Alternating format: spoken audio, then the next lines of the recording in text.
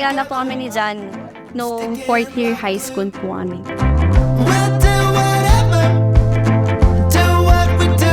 Mag-best friend po kami.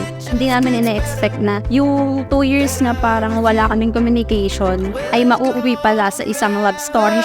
Birds of a feather. It's getting better. It's getting better. Better than you. Tayo ay nagkatipon ngayon sa harapan ng ating Diyos ng kapulungan ito upang saksihan at ipagdiwang ang pag-iisang dibdib ni John at ni Julia sa isang banal at kristyanong kasalan. First impression ko kay Julia, mahinhin. My favorite tune. Swimming. 4th year high school yun, doon kami naging mag-classmate. Nakilala ko, hindi pala mahinhin. Maingay pala. It just gets better. Makulit. Madahil-dahil talaga nung nakilala ko na siya. Kaya mali yung unang impression ko sa kanya. It's getting better. It's getting better. Better than you. Grabe yung tao niya, napakasipag, mapagmahal, sobrang marespeto. Sobrang thankful ako sa Lord dahil binigyan niya ako ng isang taong katulad mo na napaka-understanding, family-oriented, too many to mention.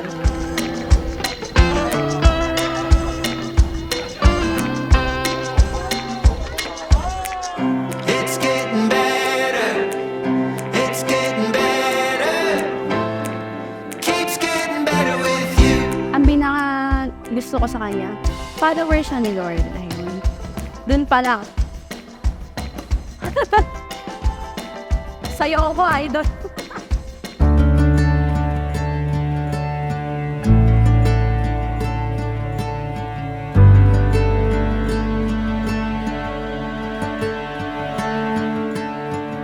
Una sa lahat, gusto kong magpasalamat sa Diyos kasi umabot tayo dito.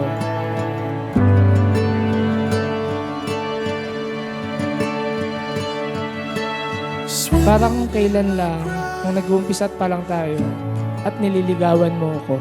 Dear my love, sino to? Hindi mo ako tinatawag ng gano'n. I give you this gift as a sign of my love.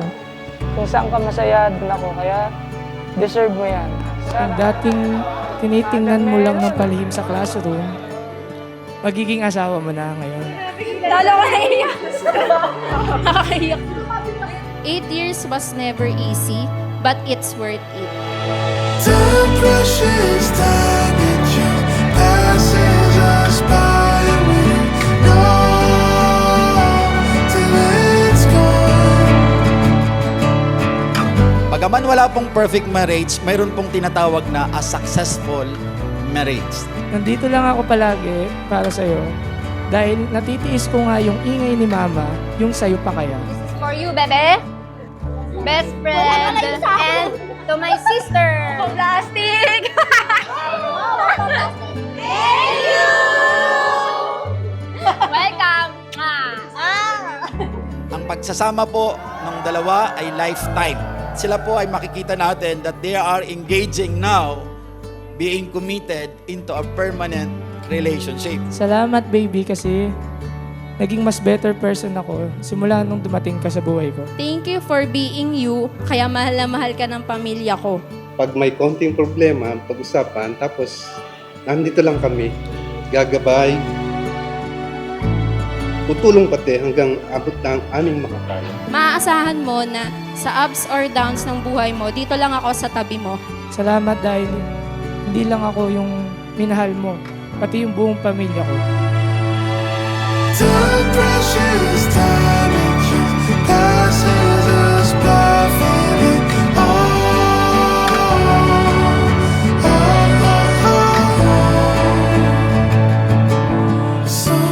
Kaya ngayon ako'y sumusumpa na mas pipiliin ko pang maging mabuting asawa at tatay sa magiging mga anak natin. Excited na akong bumuo ng pamilyang kasama ka. I love you.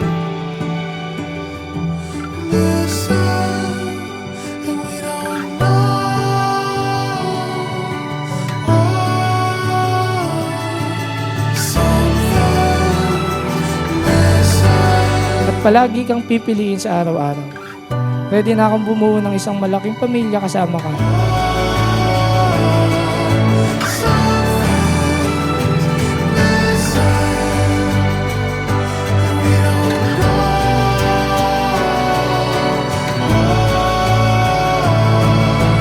Time, precious time, it just passes us by, and we don't know till it's gone.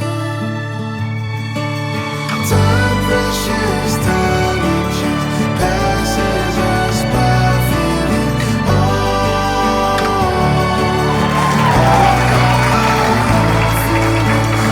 Para maging matagumpay ang isang relasyon, dapat laging ang Diyos ang naggagabay sa atin and no one can destroy us.